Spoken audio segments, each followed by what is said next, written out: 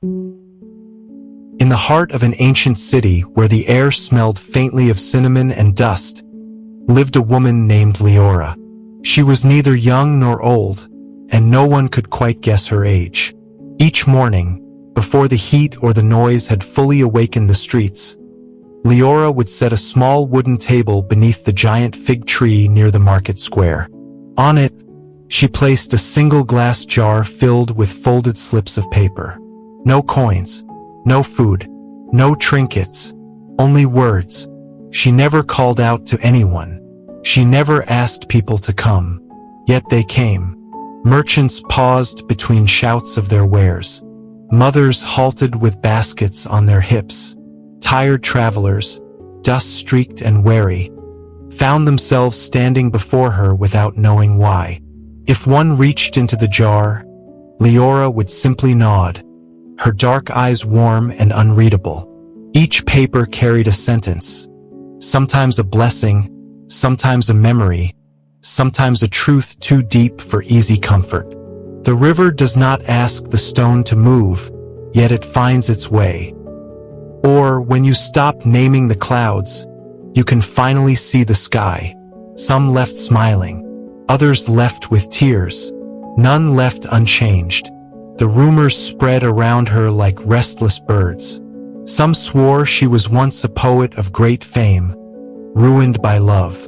Others claimed she had been a queen who abandoned her throne. Children whispered she was a witch who could see your heart if you let her. But when asked directly, Liora only laughed softly and said, "I am only someone who listens." One afternoon, a young man named Bram approached. He was restless, his clothes fine but his face hollow. "Why do you give these away for free?" he asked, unfolding his slip of paper with a skeptic's hand. It read, "The heaviest chains are the ones you do not see." He looked at her sharply. "If your words are so valuable, you could sell them. You could live well." Liora waited for the sound of a passing cart to fade before she spoke. "I once did," she said quietly. "I sold my words to people who wanted to own them, but they never truly read them. They locked them away in books they never opened, kept them like trophies. I thought I had everything. I had gold, a house of marble, silks from the east, and yet my own words felt like strangers to me. They were alive only when they were free." Bram frowned. "And so now you live with nothing?" Her gaze drifted to a little boy laughing nearby, clutching one of her slips as though it were a treasure. "I live with everything that still matters," she said. "These words pass from hand to hand, from heart to heart.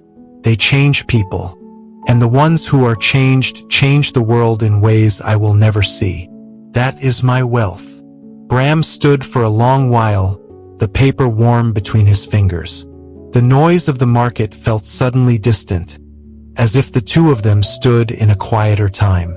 Without another word, he reached back into the jar and took another slip, this one reading, "Do not ask how long the light will last.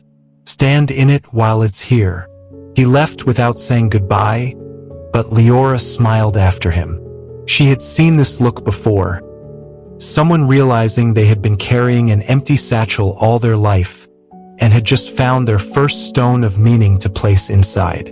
In the evening, when the market's shouts died into the hum of lanterns, Liora gathered her empty jar and walked home slowly, the way one might after planting seeds in soil they would never own.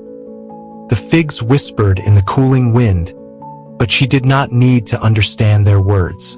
She had already spent the day giving away her own.